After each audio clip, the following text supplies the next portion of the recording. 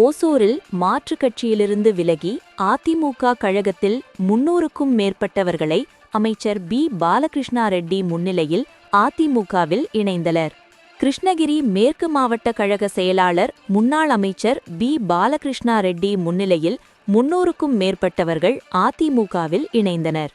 இந்த நிகழ்ச்சி மேற்கு பகுதி கழக செயலாளர், ஓசூர் மாநகராட்சி 21வது வார்டு மாமன்ற உறுப்பினர் சி. பி. மஞ்சுநாத் தலைமையில் மாற்றுக் கட்சியிலிருந்து விலகி சுரேஷ் உட்பட மாற்றுக் கட்சியிலிருந்து விலகி சுமார் 300க்கும் மேற்பட்டோர் அதிமுகவில் இணைந்தனர்.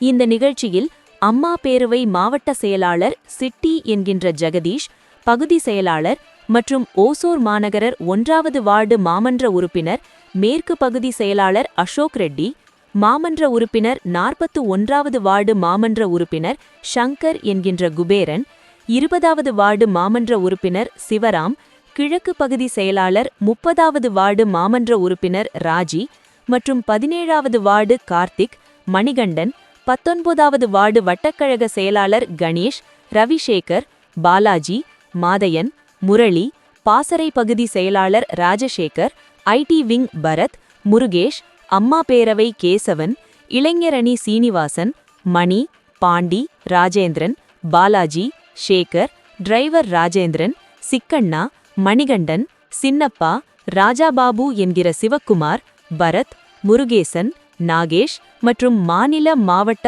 ஒன்றிய, மாநகர அதிமுக கழக நிர்வாகிகள் என பலர் இந்த நிகழ்ச்சியில் கலந்து கொண்டனர்.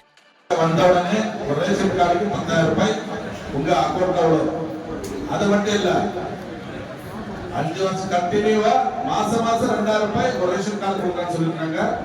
அது நடக்கும். அதே மாதிரி ஓஏபி வயசான முதியவர்களுக்கு ஏற்கனவே 1000 ரூபாய் கொடுத்துட்டு இருந்தாங்க. இப்ப அது 2000 ரூபாய்க்கு அந்த நடப்பாளையம் அறிவிச்சிருக்காங்க. அது மட்டும் இல்ல, பெண்கள் வண்டி வாங்கினா அவங்களுக்கு 25,000 ரூபாய் மானியம் இல்லை. இது எல்லாமே ஒரு மைண்ட். இது முன்னெல்லாம் வீடு வந்து இடம் இருந்தா வீடு கட்டி கொடுப்பாங்க. ஆட்சி காலத்துல அப்பா ஆட்சி காலத்துல பசுமை வீடு வச்சிருக்கு. இப்ப நான் எடப்பாடி அவர் சொல்லிருக்கிறாங்க, நிலமே இல்லைங்க, நிலமும் வாங்கி வீடு கட்டி கொடுக்குறான்னு சொல்லிருக்காரு. நிறைய பேருக்கு அந்த கோரிக்கை, நிறைய பேருக்கு அந்த இருக்குது.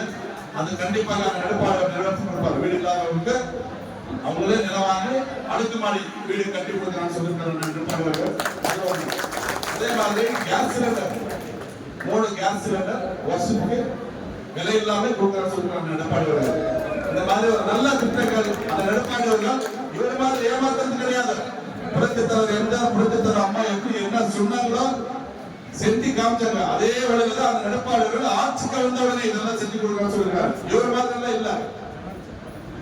இது வந்து நல்லா எல்லாருக்கும் சொல்லுங்க.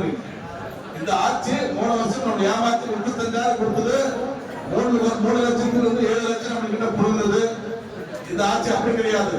நம்ம விலைவாசி ஏற்றுறது இல்லை, டாக்ஸே போடுறது இல்லை. எடப்பாடி அவர்களுக்கு தெரியும் மக்களுக்கு என்ன செய்யணும். எடப்பாடி அவர்களுக்கு தெரியும் அந்த எடப்பாடி அவர்கள் என்ன சொல்லிருக்கிறதோ செஞ்சு கொடுக்கிறது நம்மளுடைய கடமை. நீங்க தைரியமா சொல்லுங்க, நாங்க தான் கேரண்டி, நீங்க தான் கேரண்டி சொல்லுங்க, ஒன்றும் பிரச்சனை இல்லை.